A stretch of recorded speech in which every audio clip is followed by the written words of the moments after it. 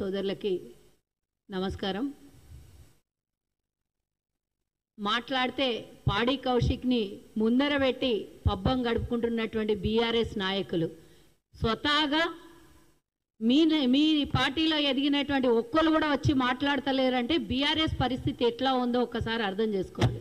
నిజంగానే బీఆర్ఎస్ నాయకులకి నిజంగా ఉద్యమంలో పోరాటం చేసి ఈరోజు కొంత భాగం మిగిలిపోయినటువంటి బీఆర్ఎస్ నాయకులు ఎవరు కూడా ముందుకు వచ్చి మాట్లాడట్లేదు అంటే వాళ్ళ చరిత్ర పూర్తి స్థాయిలో గమనించిన వాళ్ళు ఉన్నారు కాబట్టి ఒక్కళ్ళు కూడా వచ్చి బయటకు వచ్చి మాట్లాడతలేరు. గతంలో మహబూబ్ నగర్ ఎమ్మెల్యే లేకపోతే ఇంకో ఎమ్మెల్యే ఇద్దరు ముగ్గురు మాట్లాడుతుండే, లేకపోతే సుమన్ మాట్లాడుతుండే. ఇప్పుడు వాళ్ళ ప్లేస్లో రీప్లేస్మెంట్ పాడి కౌశిక్ రెడ్డి వచ్చిండు. పాడెక్కే సమయం దగ్గరకు వచ్చింది కాబట్టి పిచ్చి పిచ్చి మాటలు మాట్లాడుతుండు. ఆవేశం ఎక్కువైపోయింది. ఆవేశంలో ఆలోచన తక్కువైపోయి వినాశకాలే విపరీత బుద్ధి అన్నట్టు ఈరోజు కాంగ్రెస్ పార్టీ మీద ఇష్టం వచ్చినట్లు వ్యాఖ్యలు చేస్తుండు.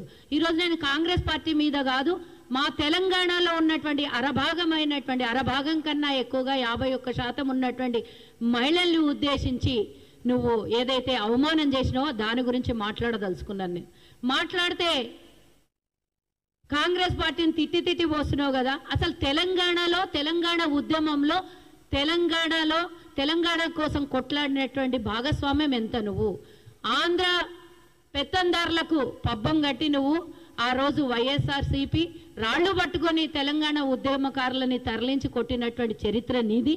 ఈరోజు తెలంగాణ వచ్చిన తర్వాత తెలంగాణ ఇచ్చినటువంటి కాంగ్రెస్ పార్టీ తల్లి సోనియా గాంధీ తెలంగాణ ఉద్యమకారులు ఎంతోమంది పోతే వచ్చినటువంటి ఈ తెలంగాణలో నీ పాత్ర ఎంత అనేది ఫస్ట్ ఆఫ్ ఆల్ ముఖ్యం. నువ్వు అన్నిటికన్నా ముఖ్యం, నిమిషానికి ఒకసారి అందరినీ తిట్టడం నేర్చినటువంటి పాడి కౌశిక్కి అడుగుతున్నా, ఈరోజు ఒక శాసనసభ్యుడిగా నువ్వు ఉన్నావు అంటే నీ బిడ్డని నీ భార్యని అడ్డం పెట్టుకొని ఆ రోజు ఓటర్లకి సెంటిమెంట్తో మాకు ఓటేయకపోతే మేము పాయిజన్ తిని చచ్చిపోతాం, సూసైడ్ చేసుకుంటాము అని మాట్లాడినటువంటి నువ్వు నీ భార్య కొంగు జాచి తెలంగాణ ప్రజలకు నీ కాన్స్టిట్యున్సీ ప్రజలకు అడిగినటువంటి విషయం మర్చిపోయినవా?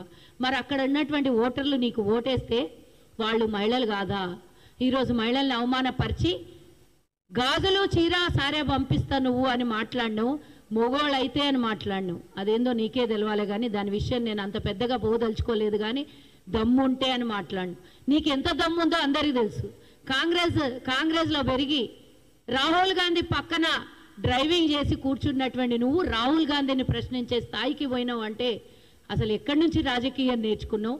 నీకు అవకాశం ఇచ్చినటువంటి కాంగ్రెస్ పార్టీ, నీకు ఒక లీడర్గా తయారు చేసినటువంటి కాంగ్రెస్ పార్టీని మాటికి తిట్టి ఏఐసిసి మాజీ అధ్యక్షుడు ప్రస్తుత ఎంపీ మరి ఈరోజు ప్రతిపక్ష నాయకుడైనటువంటి రాహుల్ గాంధీని ప్రశ్నించి పార్టీ ఫిరాయింపుల గురించి మాట్లాడుతున్న నువ్వు ఫస్ట్ ఆఫ్ ఆల్ నువ్వే మాట్లాడాలి. ఈ పార్టీల గురించి, ఫిరాయింపుల గురించి.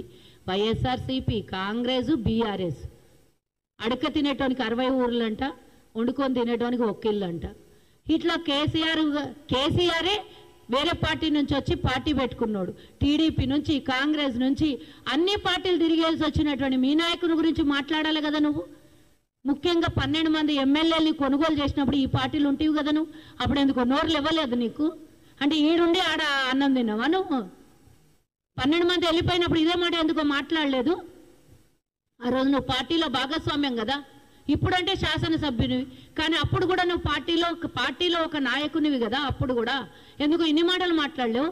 కేసీఆర్ని ఇన్ని తిట్లు తిట్టలేవు ఎందుకో నువ్వు? మరి ఈరోజు ఎందుకు అనంటే కేసీఆర్ని పొగిడితే రేపు పొద్దున ఒక పెద్ద హోదా ఏమన్నా ఇచ్చి కేటీఆర్ తర్వాత స్థానం ఇస్తారేమో అనుకొని నువ్వు ఆశపడుతున్నావు. కేసీఆర్ ముంచుట్ల నంబర్ 1 అని నీకు తెలియదేమో.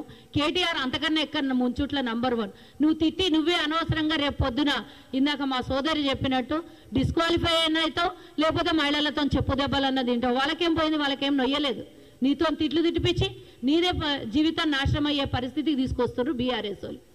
ఈరోజు తెలంగాణలో ఉన్నటువంటి మహిళల్ని అవమానపరుస్తున్న నువ్వు ఒక తల్లికి పుట్టలేదా? ఒక ఆడపిల్లని పెళ్లి చేసుకోలేదా? నీకు పుట్టినటువంటి ఆడపిల్ల బిడ్డ కాదా?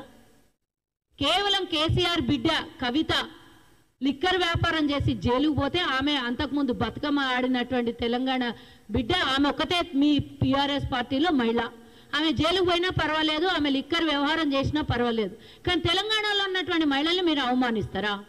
ఏడిపోయింది కవితమ్మ, బయటికి రావాలి అని అడుగుతున్నాను నేను. ఆమెకు స్వాగతం పలికినటువంటి బీఆర్ఎస్ నాయకులు ఈరోజు పాడి కౌశిక్ రెడ్డి తెలంగాణ బతుకమ్మ ఆడినటువంటి తెలంగాణ మహిళల్ని ఈరోజు అవమానపరుస్తున్నాడు.